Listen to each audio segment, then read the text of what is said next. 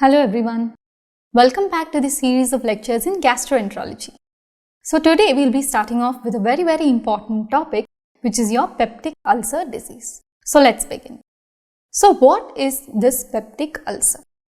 Right, so the disruption of mucosal integrity of the stomach leading to local defect or excavation due to active inflammation.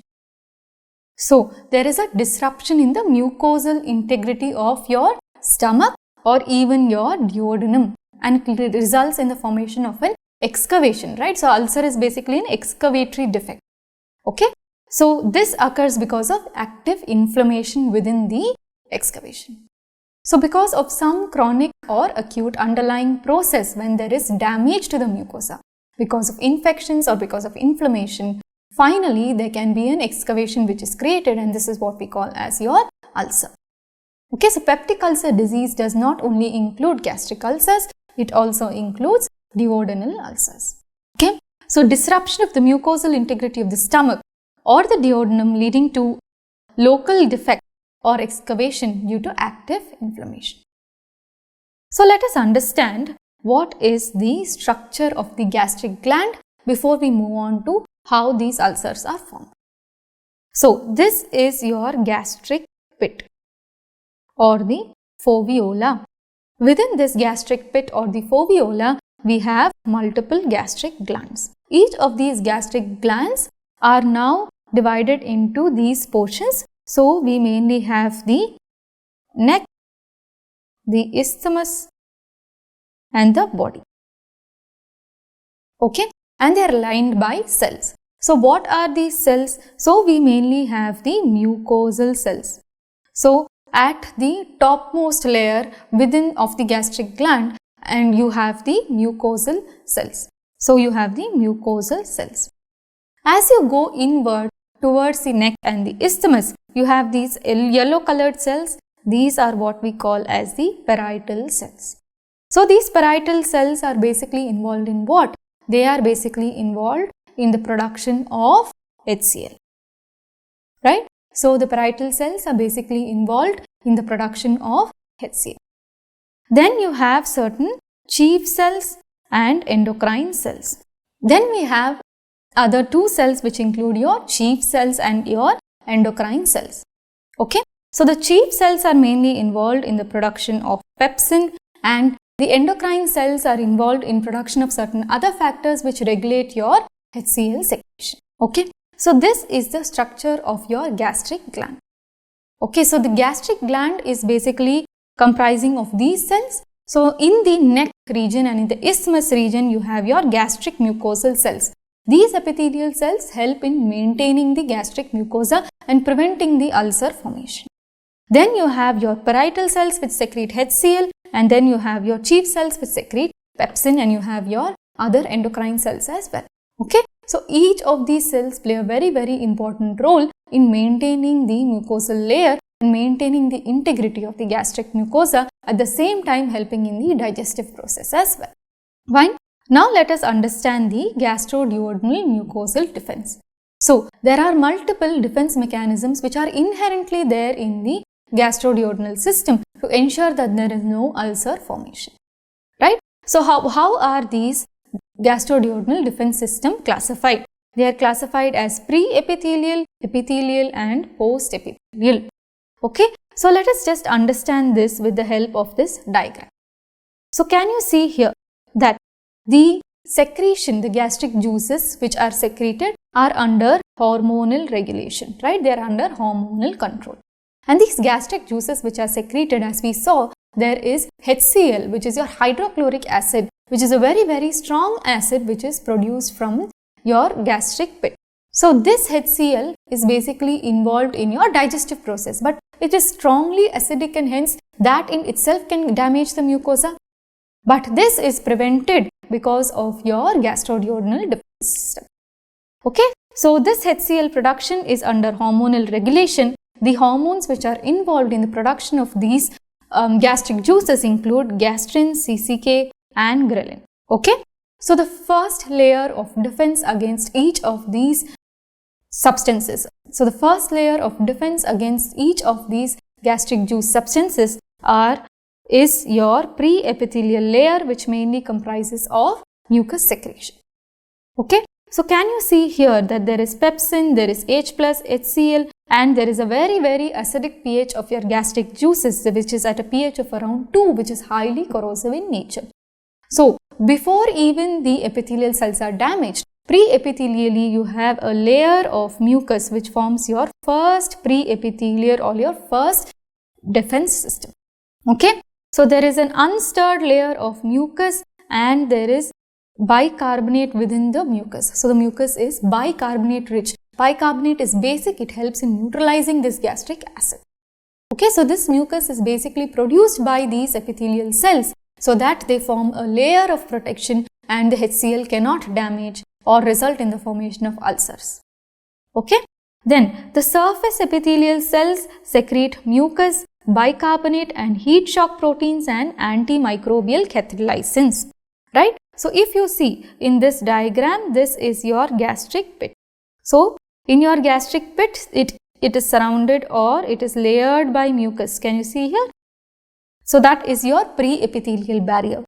Then you have your epithelial barrier. The second which we saw here is the surface epithelial cells. So these by themselves form a defense layer. Why? They help in production of mucus. Also they produce heat shock proteins and certain antimicrobial catecholysins which prevent the breakdown of the epithelial cells.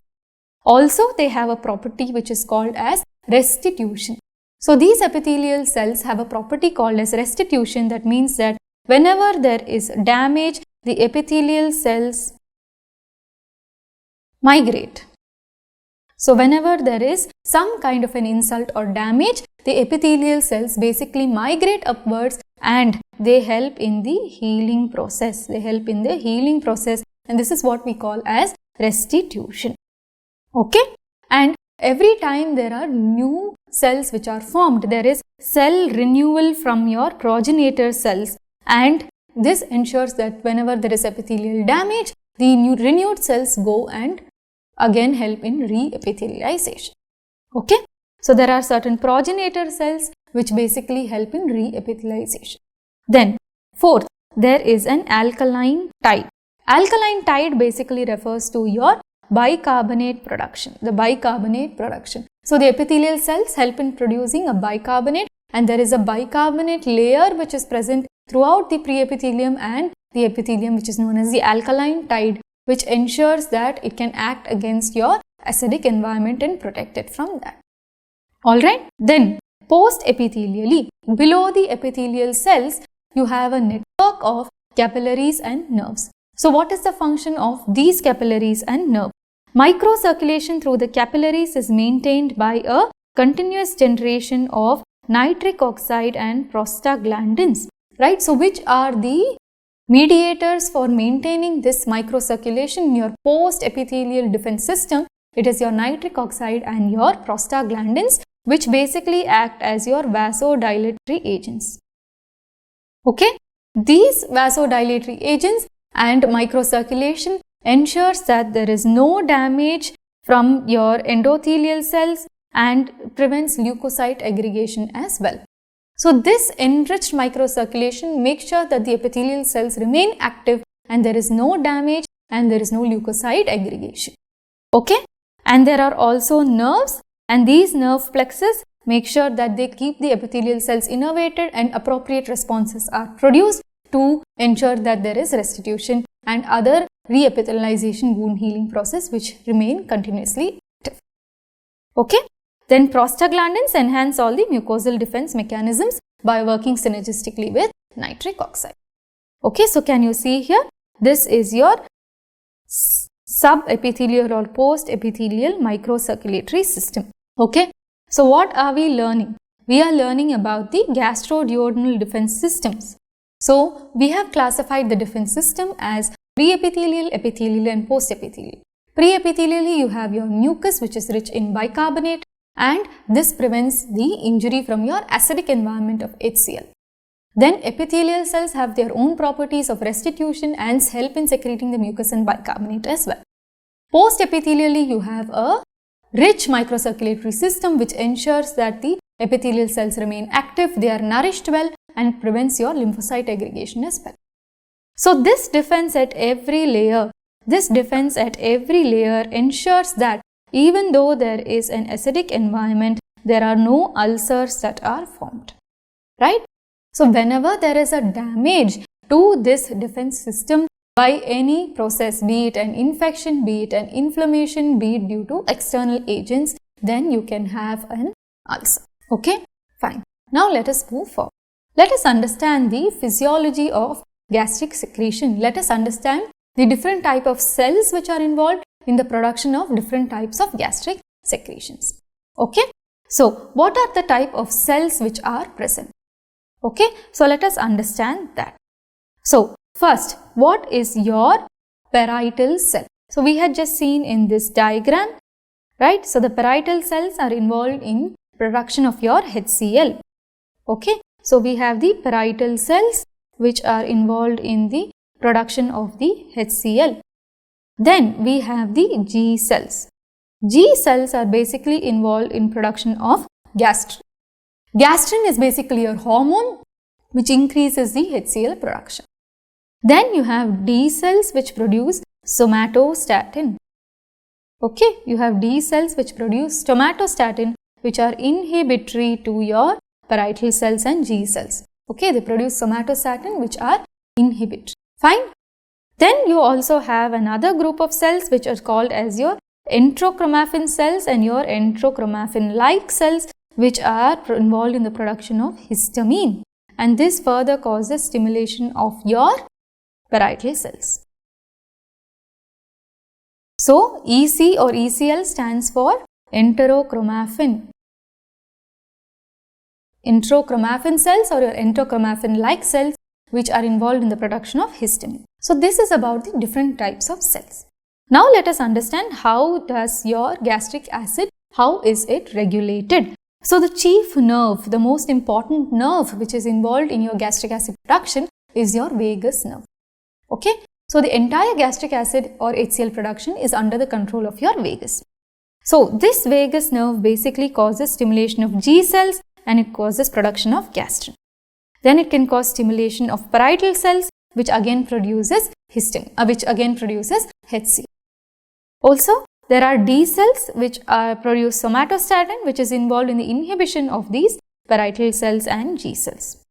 Okay, so this entire process is basically under the control of your vagus. Fine. Now let us understand the structure of the parietal cell. So this is your parietal cell. So in its inactivated form, it does not produce HCl.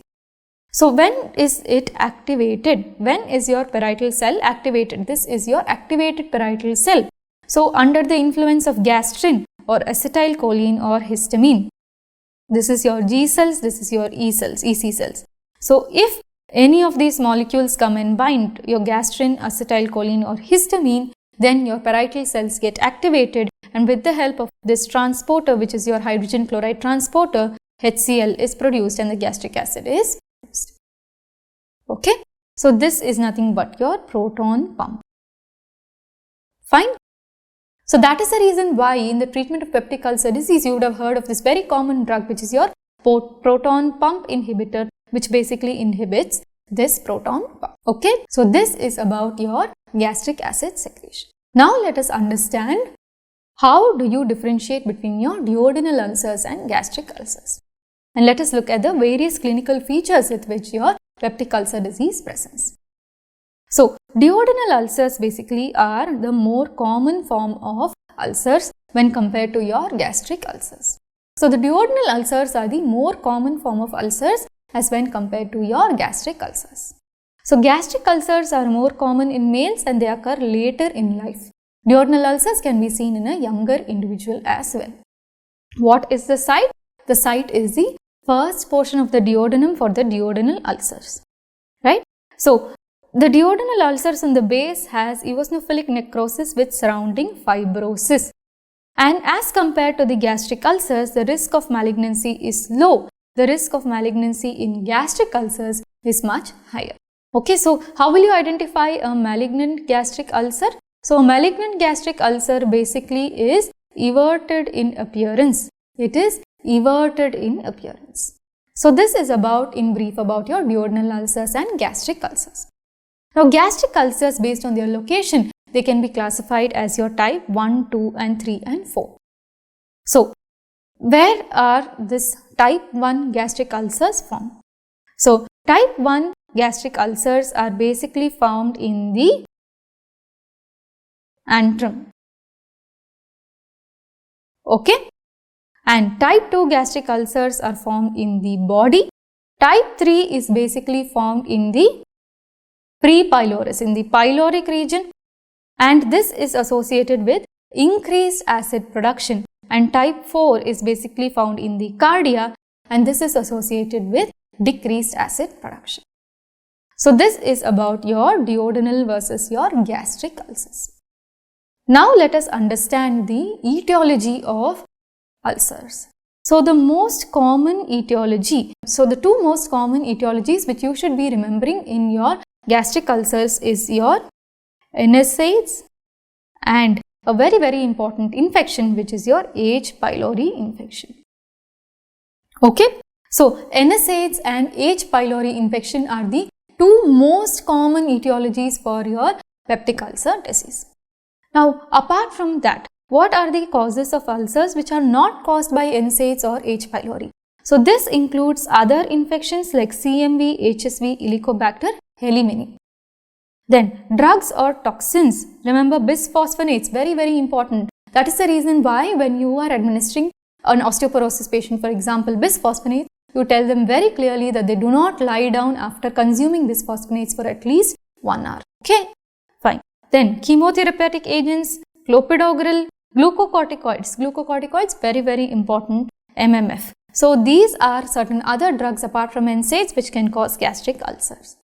Then other causes include certain myeloproliferative neoplasms such as basophilic neoplasms, then infiltrating disorders, radiation therapy, sarcoidosis, Crohn's disease. So all of these are causes for ulcers which are not caused by NSAIDs or H. pylori. Okay. So this is about, in broad, about your etiologies, of which very important etiologies you have to remember: NSAIDs, H. pylori, antiplatelet. Antiplatelet can definitely cause ulcers. Okay. And a very rare genetic condition which is associated with increased gastrin production causing multiple ulcers is your Zollinger Ellison syndrome. Okay. Fine. Now let us understand this very important organism called H. pylori and how does this cause ulcers. Okay. So the H. pylori is a gram-negative microaerophilic rod-like structure. So especially in the developing countries, H. pylori has been one of the very important causative organisms for peptic ulcer disease. So this is basically a flagellated rod. Let us understand the natural history of H. pylori disease. So initially during the childhood age group, there is a normal gastric mucosa and you can have an acute H. pylori infection. So you can have an acute H. pylori infection in the initial days in the childhood, maybe most often due to a fecal-oral route. But acute H. pylori infection can just present similar to any other form of gastric or your diarrheal disease, and that's about it. But many a times your H. pylori acute can progress to a chronic H. pylori infection. And as the age advances, what happens is that you can have recurrent episodes of gastritis, right? So this can progress into a chronic H. pylori infection and you can have recurrent episodes of gastritis and then you can have its further complications. So it can cause 3 major types. So antral predominant gastritis results in a duodenal ulcer. Chronic H. pylori can cause an antral predominant gastritis which can result in a duodenal ulcer. Then it can result in 2 forms of gastritis, which is your corpus predominant atrophic gastritis and your non-atrophic pan-gastritis. Okay. So if the H. pylori infection is antral predominant, it results in a duodenal ulcer. Pan-gastritis is often non-atrophic. Atrophic gastritis is often predominantly in the antral region.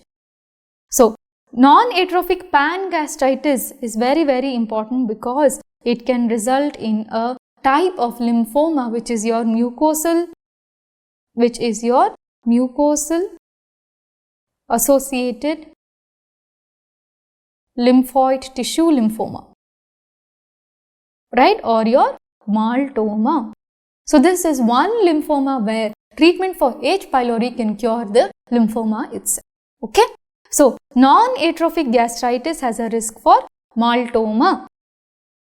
Atrophic gastritis can result in an asymptomatic infection or gastric ulcer, and finally it can also result in intestinal metaplasia, dysplasia and gastric adenocarcinoma. Okay.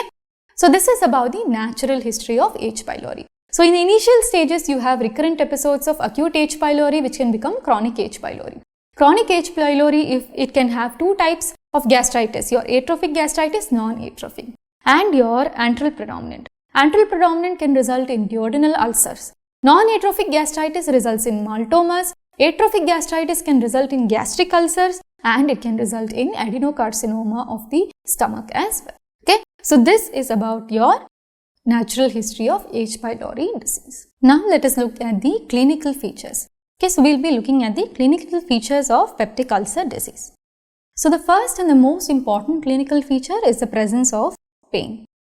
So duodenal ulcers usually present with hunger pain, right? So they start having pain around 5 to 6 hours after having their last meal, and they also have night pain. Whereas gastric ulcers, characteristically, the pain worsens with food intake.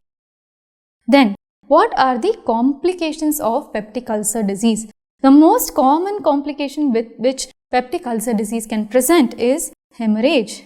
It is acute bleeding into the ulcer or hemorrhage. They can present with hematemesis, or if it is very massive hematemesis, they can present with hemorrhagic shock as well. Then, peptic ulcers can perforate. Depending upon their location, they can perforate. Okay. So most often gastric ulcers are the ones which perforate. Once there is a perforation, they can cause peritonitis. How do you diagnose this? You diagnose this on an erect X-ray abdomen. You diagnose this on an erect X-ray abdomen where you can see air under the diaphragm. Okay. So clinical features. How will the perforation present? It presents with sudden worsening of the abdominal pain, sudden severe abdominal pain, and on examination there will be rigidity. Okay. So on examination of the abdomen you will have a rigidity. The patient will not allow you to examine well. Okay. And the bowel sounds will be absent. So perforation is also another complication of peptic ulcer disease. Then gastric outlet obstruction. There can be gastric outlet obstruction. If the gastric outlet is obstructed because of your chronic ulcer, and sometimes they can also result in stricturing, then they present with persistent abdominal pain and vomiting. Okay. So this is about your clinical features and complications of peptic ulcer disease. Now let us move on to the management of peptic ulcer disease. So how do you diagnose your peptic ulcer disease? So diagnosis is basically based on your symptoms, right? So the symptoms can be abdominal pain, they can have dyspeptic symptoms as well. And diagnosis is basically brought about by your upper GI endoscopy, esophageogastral duodenoscopy. So when you do an endoscopy, you can see the ulcer, right? So what is the treatment for your peptic ulcer disease?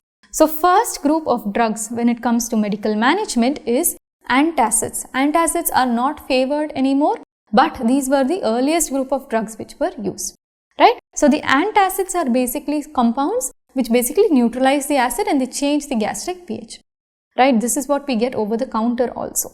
So aluminum containing antacids basically cause constipation, magnesium containing antacids cause loose stools, and we also have calcium carbonate containing antacids.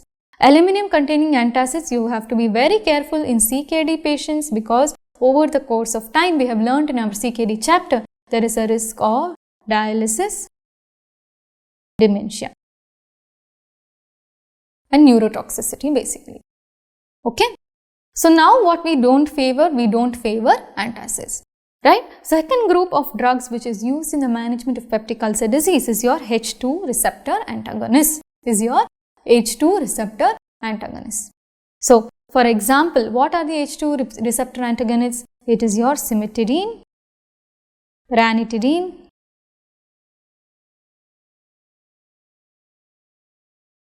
famotidine. So, your H2 receptor antagonists or your cimetidine, ranitidine, famotidine. Okay.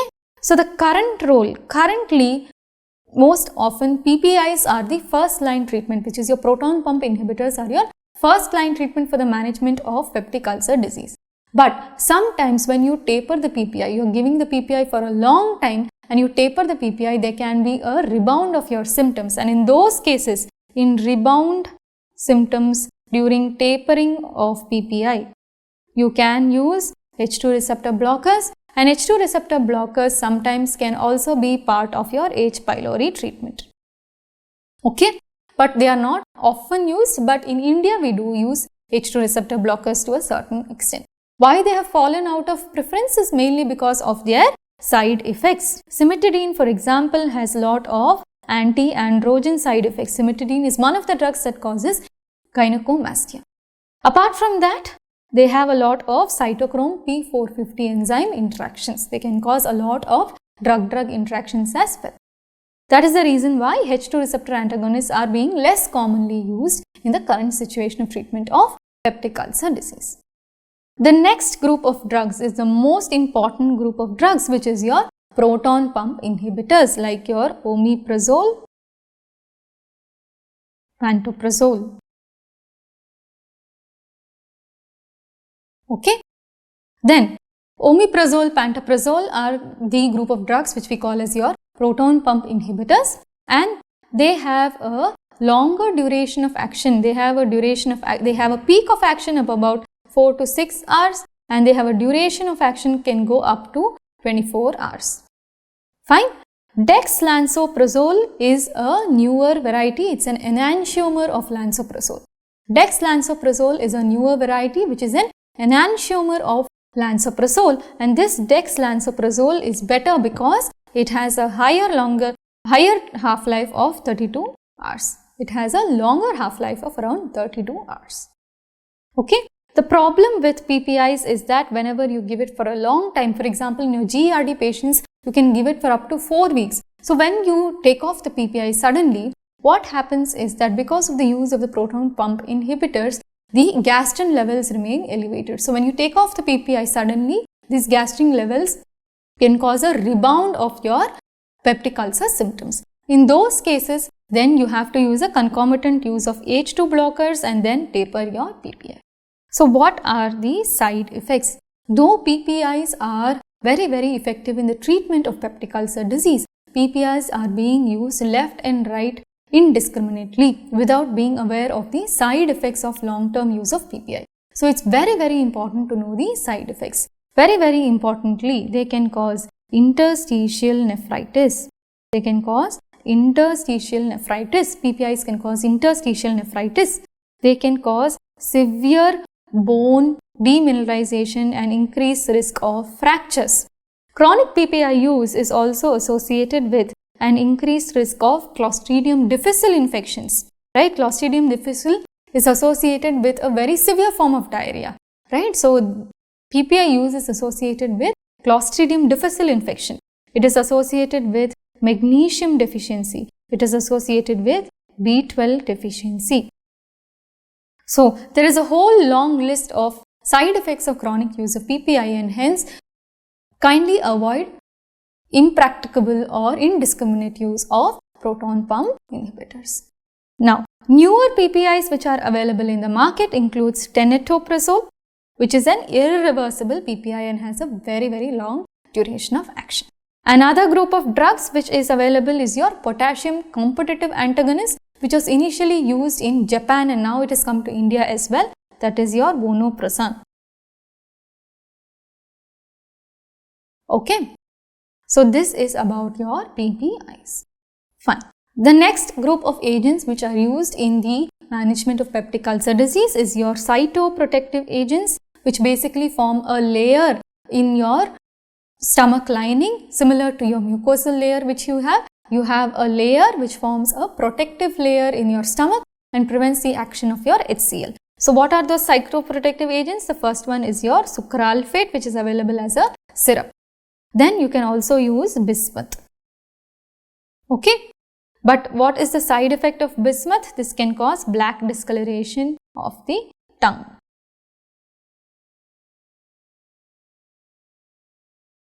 Fine. So this is about your medical management of peptic ulcer disease. Okay, so this is a very broad view of the medical management of peptic ulcer disease. Now, the very important etiological agent that we had studied in peptic ulcer disease is your H. pylori. So we should be very much aware of how do you diagnose and treat your H. pylori infections. Okay, so we should be aware of how do you diagnose and treat your H. pylori infections. So what are the tests which are used in the diagnosis of H. pylori infection? So every time that you diagnose a patient with peptic ulcer disease by doing an endoscopy, you have to check whether he has an H. pylori infection or not. So we have invasive methods and non-invasive methods. So the invasive methods, which is basically by endoscopy and biopsy, includes your rapid urease test. So this rapid urease test has a sensitivity of around 80 to 95%, but it is highly specific, right? So if the rapid urease test is positive, then it is highly specific. Though it has a lot of false negative results if the patient has been on chronic PPI use or if he's been on bismuth compounds or a recent antibiotic therapy. Okay, what we commonly use in the diagnosis of H. pylori is usually this rapid urease itself, because if the patient has already gone for endoscopy and you found an ulcer, might as well do an RUT test and come out, right? Don't have to subject him to another endoscope. Okay, so that is your rapid urease test. So in this rapid urease test, what we do is that we know that the Helicobacter pylori basically is a urease.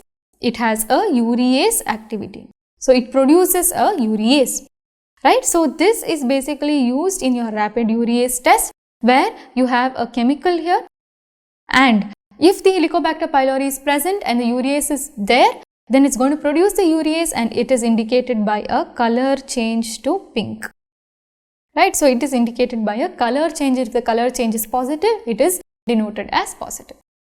Okay, so this is the basic phenomenon or a basic fundamental behind your rapid urease test. Then the next invasive test is your histology. You take up the ulcer for your biopsy and histology and stain it, right? And then we do a culture. Culture is neither sensitive nor specific. It's very time consuming and expensive, and the only use of your culture is that in the current era of resistance to antibiotics, even your H. pylori has become resistant to antibiotics, right? So even your H. pylori has become resistant to antibiotics, and in that cases the culture helps in determination of antibiotic susceptibility, right? So if your H. pylori infection is not been responsive to first line treatment, then you can use a culture. The non-invasive test that we use is your serology, right? Serology is convenient. It again has a sensitivity and specificity of more than 80 to 90%. But serology is not used in the diagnosis, and it is not used in follow-up as well. Okay. Then we have the urea breath test. Urea breath test is a simple and rapid test. So this uses a breath test, but it uses a carbon-14 radio-labeled compound. Okay, so you basically breathe into this analyzer and you see whether this patient is having H. pylori or not, but there is some amount of radiation exposure, right? So this is your urea breath test. Then we have a stool antigen test. So you test your stools for H. pylori. So which are the two tests which are used in your recurrence or for testing for recurrence or for testing for complete treatment or eradication of your H. pylori? So which is the test which is used for your eradication of H. pylori confirmation? So you have to confirm, you have treated the patient, you have to confirm whether the H. pylori has been eradicated or not. Then this is your urea breath test and your stool antigen test. So these both are basically used for confirming eradication, right? So don't think that you can do a rapid urease test again, do an endoscopy again and confirm. No. So the tests which are used for confirmation of eradication of H. pylori is your urea breath test and your stool antigen test. Okay, fine. So this is about the various tests which are used in the diagnosis of H. pylori infection. Now let us understand the management. Okay, so this is not very complicated, though it appears to be complicated, right? So in your management, the first line therapy that we used most often is your clarithromycin based therapy, where we use PPI, clarithromycin, amoxicillin or metronidazole. Okay, fine. So in our practice, what we do is, if a patient has been diagnosed with your H. pylori, we prescribe them with something called as your HP kit for 14 days. Okay, we prescribe something called as your HP kit for 14 days. So this comes like this in your blister packet itself, where it is given as morning, night and what drugs have to be taken. So this has a PPI. This has a PPI which is given twice a day, right? Apart from this, this has amoxicillin. This has amoxicillin and metronidazole. So this combination of morning and night PPI, amoxicillin, metronidazole is given for 14 days. So this is the HP kit that we use, right? But besides this, the most commonly used all over is your clarithromycin based triple therapy, where we use PMC or PAC. So just remember PMC or PAC, where P stands for PPI, M is metronidazole, C is clarithromycin and PAC is PPI, amoxicillin or clarithromycin. So clarithromycin has a lot of side effects such that it is not palatable, it has a metallic taste and it also has certain drug interactions. So clarithromycin is less preferred. But this is a clarithromycin based triple therapy is your first line agent. Okay, so we give it twice a day for 14 days and it has an FDA approval as well. So this is the only drug or amongst the only few drugs which have an FDA approval for the treatment of H. pylori infection, right? Then we have your bismuth based quadruple regimens, where you have bismuth, PPI, tetracycline and metronidazole. Now there are certain regimens by which we can administer the treatment. This includes concomitant. Concomitant basically means PAMC, right? So here we either used to give amoxicillin or metronidazole. But if you give amoxicillin, metronidazole, PPI and clarithromycin, PAMC, then this is called as your concomitant. Okay. Then sequential. What do you mean by sequential therapy? Sequential therapy basically means that you give PPI for 7 days followed by PMC. So PPI followed by PMC. So you give PPI for 7 days and next 7 days you give the combination of PPI, metronidazole and clarithromycin. So that is your sequential therapy.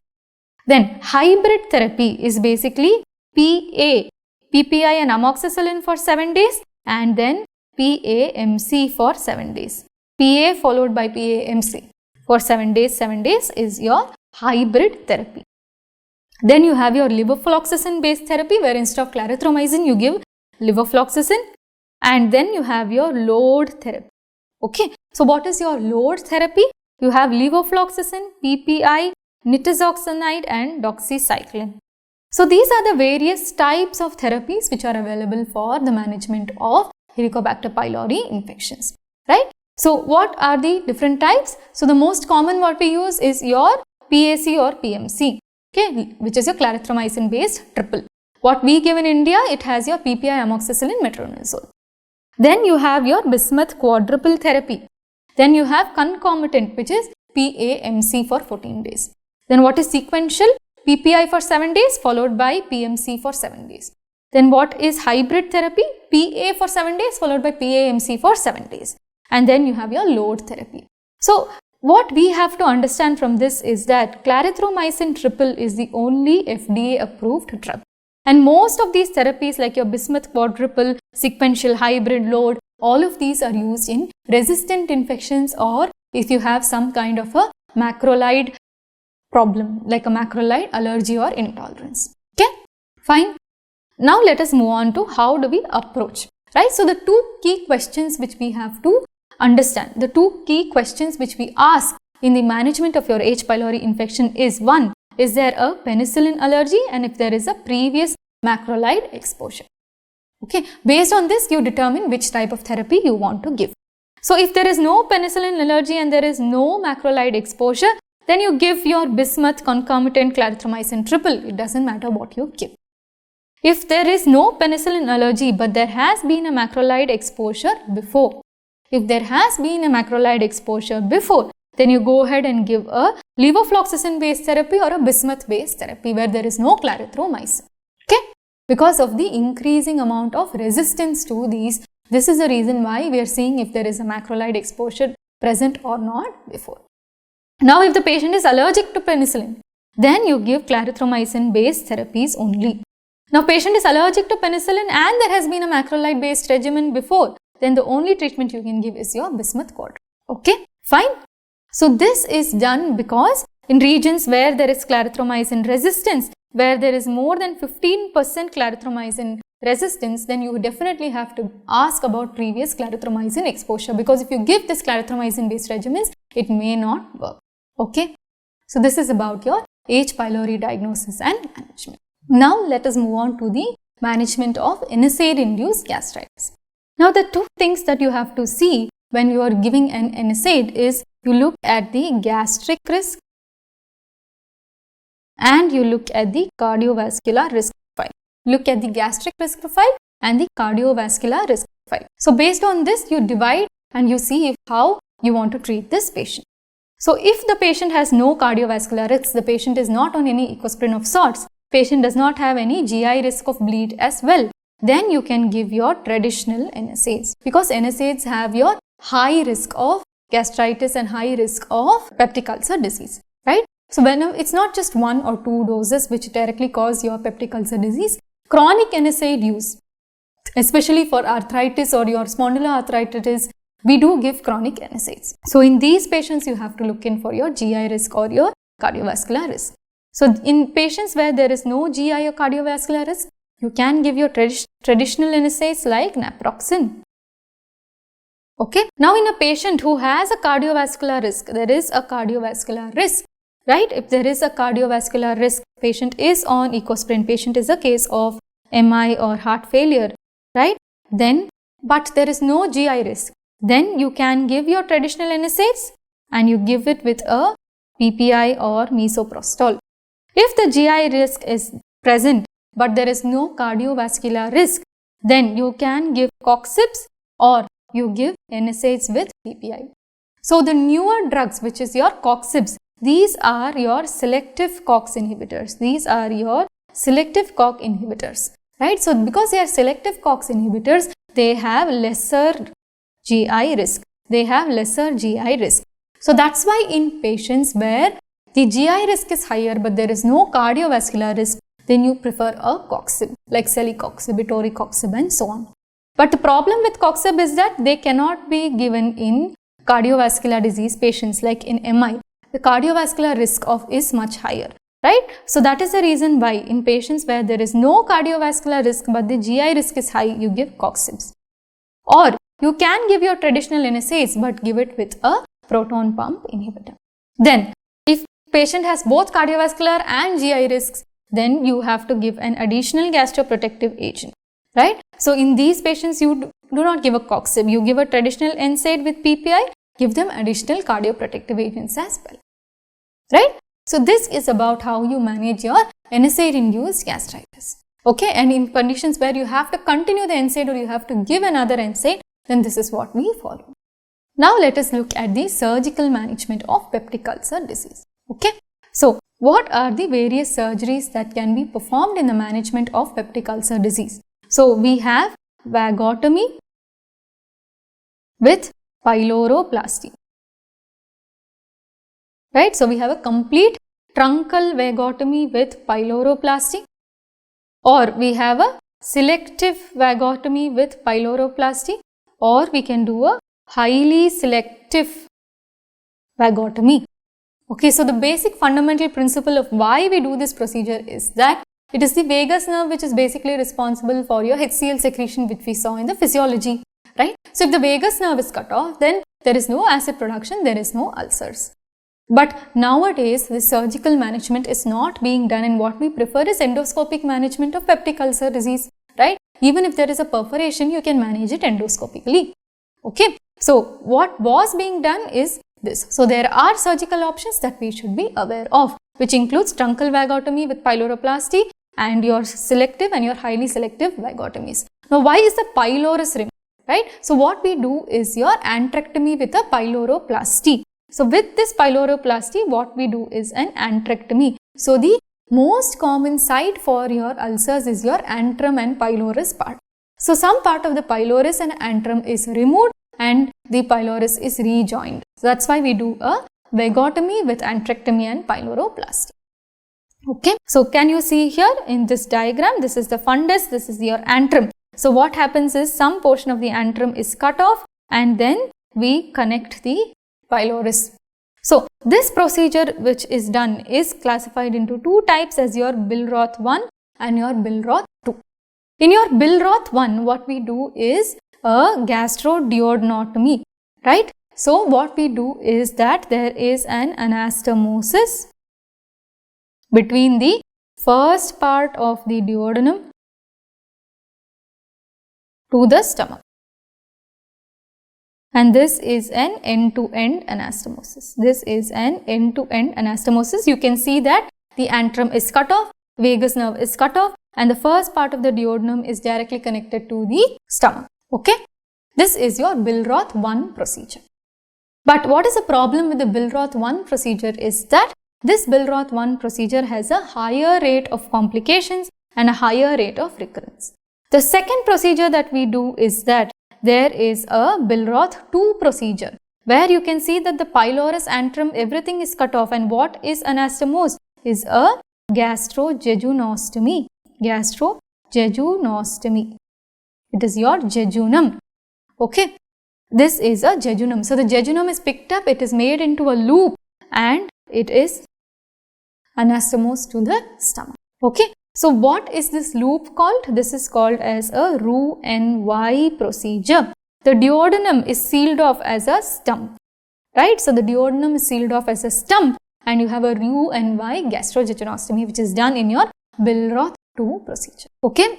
So, that is about the surgical management, Billroth 1 and Billroth 2 procedure. So, the advantage of Billroth 2 over 1 is that it has lesser chances of recurrence and this is having lesser complications. But nowadays we do not prefer any of this. These kind of surgeries are done more for gastric cancers because we have endoscopic management of peptic ulcer disease. So, what are the complications? Very importantly, the most important complication is recurrence. So, when we do a complete vagotomy,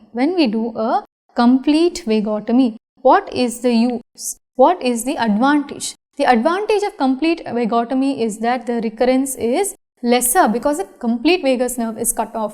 But the side effects in terms of motility problems is much higher. So, currently we never do a complete vagotomy, we do a selective or a highly selective vagotomy. But when we do a selective or a highly selective vagotomy, which means that the vagus nerve or branch which supplies only the ulcer is cut off. But problem with that is the recurrence is much higher. Okay. The second complication that we should be aware of is this dumping syndrome, post-gastrectomy dumping syndrome. So, this is classified into two types, classified as type 1 and type 2. In type 1 dumping syndrome, which is your early dumping syndrome, it happens in the early phase. So, in patients who have a meal, if they have a heavy meal, there is rapid transit of food. There is rapid transit of food and water to the intestines, right? Because the stomach is very small and you have a heavy meal, there is rapid transit of food to the intestine. Along with this, lot of water and electrolytes are also carried forward. So, this results in a sudden volume imbalance, right? Because hyperosmolar, food is hyperosmolar. There is a rapid transmit of this hyperosmolar food into the intestine and this suddenly results in your fluid and electrolyte imbalance. So, suddenly water also goes along with it and the volume drops and the patient becomes fatigued, dizziness, palpitations, and they can also have a syncope. They can have fatigue, dizziness palpitations and syncope because of this sudden change of your osmolarity. In your type 2 or your late gastric dumping syndrome, what happens is that this large amount of food that has already been getting digested, in response to that, when you have a heavy meal or a high carbohydrate meal, there is a sudden surge in insulin. There is a sudden surge in insulin, and this sudden surge in insulin can result in hypoglycemia. So, in the later stages, it results in hypoglycemia. The initial surge of insulin is because there was a huge amount of food which was taken, a heavy carbohydrate meal. But this continues, and in the later stages, at around 3 to 4 hours after eating the food, they can go into hypoglycemia. Okay, so this is about your dumping syndrome. Then the next complication can be your afferent loop syndrome, right? So what happens in this afferent loop syndrome is because of this loop, the motility is reduced and there can be stagnation of food. There can be stagnation of food which can result in bacterial overgrowth. So what happens to this? Because of this bacterial overgrowth, they can have bloating, they can have digestive issues. Then post-vagotomy diarrhea and malabsorption are other complications of these surgeries. Malabsorption, why? Because your stomach itself is cut off, so you can have malabsorption. Okay, so this is about your surgical management for peptic ulcer disease.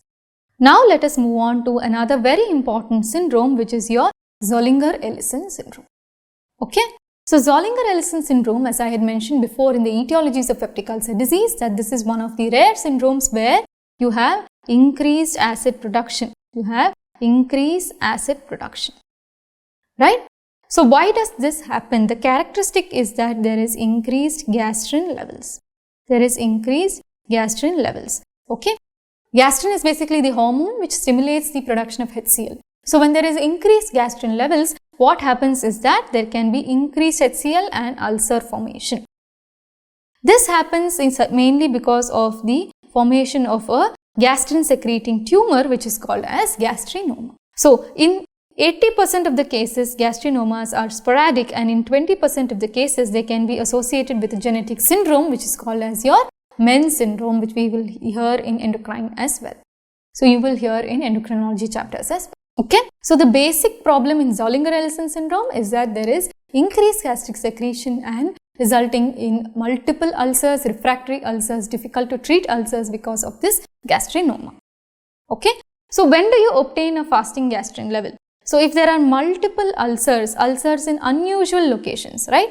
There are multiple ulcers, ulcers in unusual locations with severe esophagitis, resistant to therapy, frequent recurrences in the absence of H. pylori or NSAID. You have found out completely if there is NSAID, if there is H. pylori or any other cause, but you are having recurrent ulcers in atypical locations and more severe esophagitis, then you have to think of Zollinger Ellison syndrome, right? And extensive family history for peptic ulcer disease.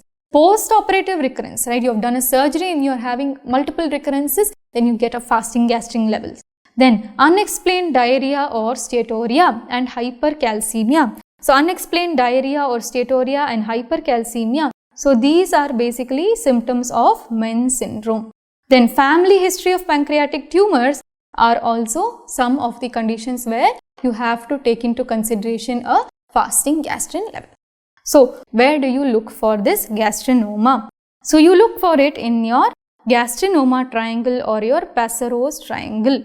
So this is basically a triangle which is drawn in from the cystic duct to the second part of the duodenum and the head of the pancreas.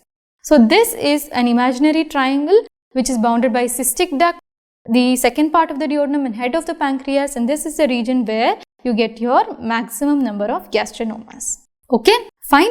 So in your sporadic cases, the malignancy chances are much higher and the treatment is usually surgery. But in your MEN syndromes, generally they tend to have multiple gastrinomas and hence the treatment is usually little difficult. Okay, you cannot excise these gastrinomas.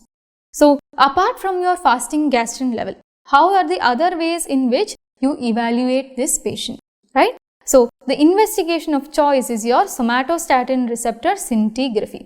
So one investigation that you do is your endoscopic ultrasound, where endoscopically you go, you look, and using an ultrasound you see whether there is any gastrinoma anywhere.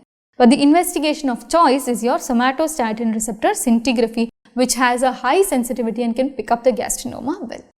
So in your sporadic gastrinomas, you can do a surgery. In men's syndrome, since they are multiple, it will be difficult to perform. And some forms of chemotherapy can be used if there is a malignant gastrinoma. Okay. So this is about your Zollinger Ellison syndrome.